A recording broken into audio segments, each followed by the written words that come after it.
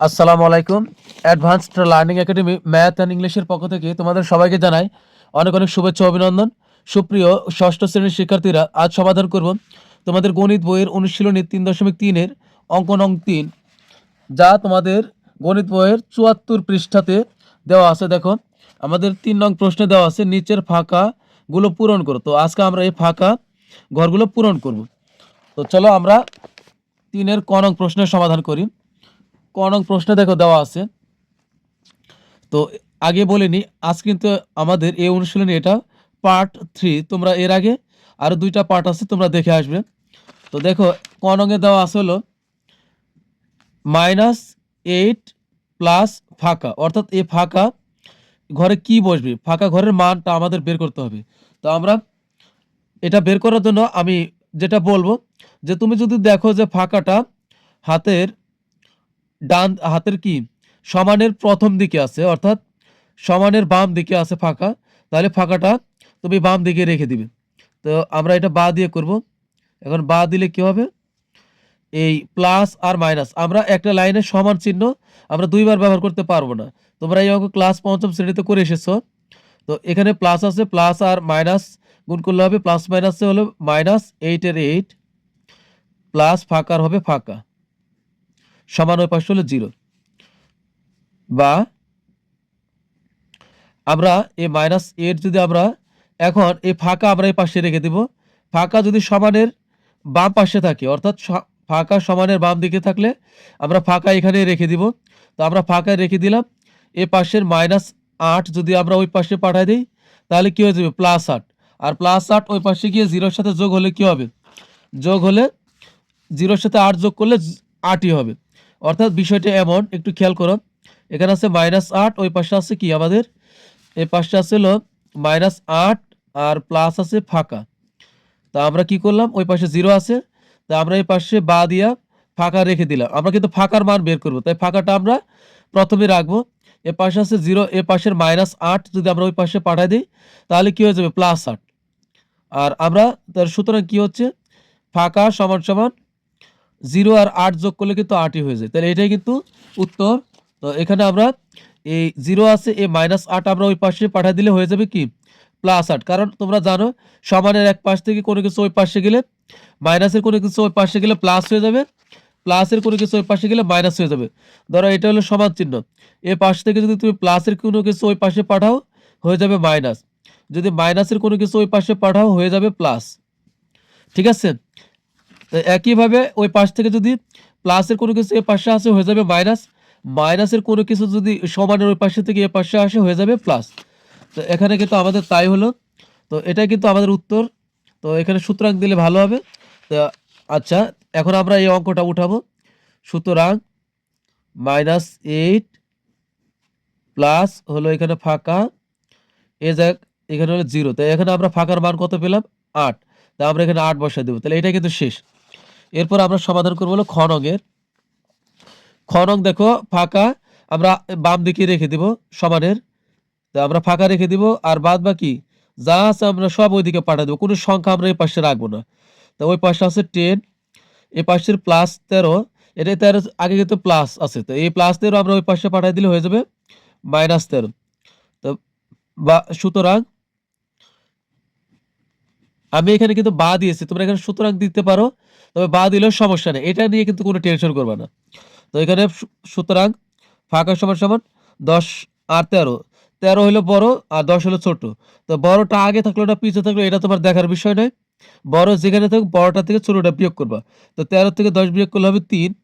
তবে এখানে একটা কথা আছে, বড়র যদি মাইনাস থাকে, কোনো সংখ্যা ধরো যে বড় কিন্তু তার চিহ্ন মাইনাস আছে, তাহলে কিন্তু ওই মাইনাসটা আবার সামনে বসাইতে হবে। তো এখানে হলো 13 থেকে 10 বিয়োগ করলে হবে 3। তো ফাঁকার মান কিন্তু পেলাম -3। তো এখন আমরা বসাবো হলো সুতরাং 13 যোগ ফাঁকা সমান হলো 10। তোমার উত্তর সঠিক হয়েছে কিনা তুমি বুঝবা কিভাবে, এই তুমি ফাঁকার মান কত পেয়েছো -3, তো এখানে বসাও -3। এখন 13 থেকে কি 3 বাদ দিলে, এদের তো বিয়োগ চিহ্ন, 13 থেকে 3 বাদ দিলে কি 10 হয়, হয়, তাহলে মিলে গেছে। এরপর সমাধান করবো হলো গ নং প্রশ্নের। গ নঙে দেখো দেওয়া আছে হলো, যা দেওয়া আছে থাক, এখন আমরা বা দিয়ে করবো এই লাইনগুলো। আগে আমরা প্রথম বন্ধনী উঠাবো। তো এখানে হলো 12 এর 12ই থাকবে, প্লাস দ্বারা এই মাইনাসকে গুণ করলে কি হবে মাইনাস, দুই রকমের চিহ্ন গুণ করলে হবে মাইনাস। আমি আবার বলতেছি দুই রকমের চিহ্ন গুণ করলে হবে মাইনাস, আর একই রকম চিহ্ন গুণ করলে হয়ে যাবে প্লাস। তো প্লাস মাইনাস হবে মাইনাস, এখানে 12 12ই থাকতেছে, আর ওই পাশে হলো কি ফাঁকা।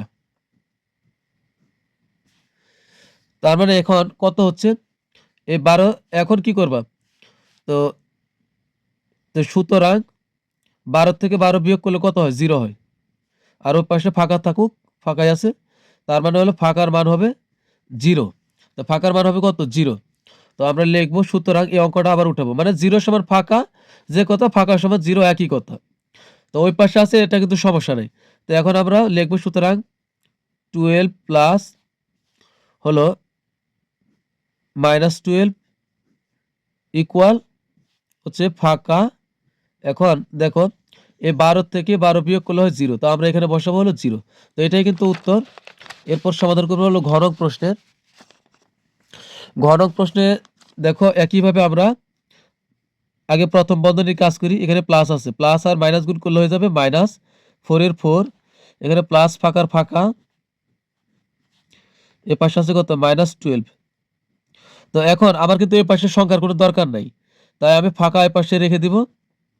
ফাঁকা যদি এই পাশে রেখে দিই, তাহলে ওই পাশে আগে থেকে অপেক্ষা করতেছে হলো -12, এই পাশ থেকে -4 আমি ওই পাশে পাঠিয়ে দিলে হয়ে যাবে +4, কারণ মাইনাসের কোনো কিছু ওই পাশে গেলে প্লাস হয়ে গেল। তো সুতরাং এখন আমরা একবার বিয়োগ করি। 12 হলো বড়, দুই ধরনের চিহ্ন হলে আমরা বিয়োগ করব। তো 12 থেকে 4 বিয়োগ করলে কত হবে 8 হবে, কিন্তু 12 হলো বড়, তো বড় যে তার আগে যে চিহ্ন থাকবে আমরা বিয়োগ করার পর ওই চিহ্নটা তার আগে আমরা বসাবো। তো এখানে 12 থেকে 4 বিয়োগ করলে হবে 8, কিন্তু 12 বড়, এজন্য 12 এর আগে মাইনাস আছে, আমরা এই মাইনাসটা এখানে বসাবো। তার মানে ফাঁকা সমান সমান বের হলো কত 8। তো এখন আমরা লিখবো সুতরাং এই অঙ্কটা আমরা আবার প্রথম থেকে উঠাবো, -4 প্লাস এখানে হবে ফাঁকা, আর এখানে আছে কত সমান সমান হলো -12। এখন দেখো এই -4 আর তুমি এখানে পাচ্ছ কত ফাঁকা সমান -8, এখন বসাও এখানে -8। এখন অঙ্কটা তুমি যাচাই করো ঠিক আছে কিনা। এই -4 আর -8 যোগ করলে কত হবে -12 হবে, একই রকম চিহ্ন থাকলে আমরা যোগ করে দিলে -4 আর -8 যোগ করলে হবে -12, এটা কি বলা হলো মাইনাসের যোগ। এরপরে আমরা সমাধান করবো হলো নং প্রশ্নের। নংয়ে দেখো আমরা ফাঁকাটা এই পাশে রেখে দিব, তো আমরা বা দিয়ে করবো, কারণ একটা লাইনে সমান থাকলে এক লাইনের ভিতর দুইবার সমান দেওয়া যাবে না, এখানে আমরা সমান দিতে পারবো না, এক লাইনে একবারই সমান দেওয়া যাবে সমান চিহ্ন। তো এখানে আমরা ফাঁকার কোনো কাজ নেই, ফাঁকা রেখে দিলাম। ওই পাশে আগে তো কি পূর্ব থেকে অপেক্ষা আসলে -10, এ পাশের -15 আমরা ওই পাশে পাঠিয়ে দিলে যেহেতু এটা মাইনাস হয়ে যাবে এখানে +15। তো সুতরাং সমান এবার কি 15 আর এখানে আছে -10, দুইটা দুই ধরনের চিহ্ন, তাহলে কি হবে কমে যাবে। দুই রকম চিহ্ন হলে কমে যাবে, এক রকম চিহ্ন হলে বেড়ে যাবে। তো 15 হলো বড়, তো 15 থেকে আমরা 10 বিয়োগ করলে হবে 5। তো 15 কিন্তু বড়, তো 15 চিহ্ন প্লাস, তো আমরা এখানে প্লাসই রাখলাম, এখানে কোনো চিহ্ন নাই মানে এটা প্লাস। তোমরা যোগ বিয়োগের সময় অবশ্যই চিহ্নটা বারবার খেয়াল করবে। তো এটাই কিন্তু উত্তর। তো এখন আমরা এখানে মিলাবো, এখানে এই অঙ্কটা সবশেষে কিন্তু আবার উঠাই দিতে হবে। সমান সুতরাং ফাঁকা মাইনাস হলো 15 সমান হলো -10। তো এখন এই ফাঁকার মান আমরা কত পাইছি 5, ফাঁকার সমান 5 পাইছি। তো এখন দেখো এই 15 -15 থেকে তুমি যদি 5 বিয়োগ করো তাহলে অবশ্যই -10 হবে, কারণ 15 বড়, বড়টার থেকে ছোটটা বিয়োগ করলে হবে 10, আর 15 যেহেতু বড় তার আগে চিহ্ন আছে মাইনাস, এই মাইনাসটা কিন্তু তাহলে এখানে বসবে। তো এটাই কিন্তু আমাদের উত্তর। তো প্রিয় শিক্ষার্থীরা, তোমাদের কাছে অবশ্যই রিকোয়েস্ট থাকবে চ্যানেলটি সাবস্ক্রাইব করবেন। তো পরবর্তী ক্লাস দেখার আমন্ত্রণ জানিয়ে তোমাদের কাছ থেকে বিদায় নিচ্ছি। আল্লাহ হাফেজ।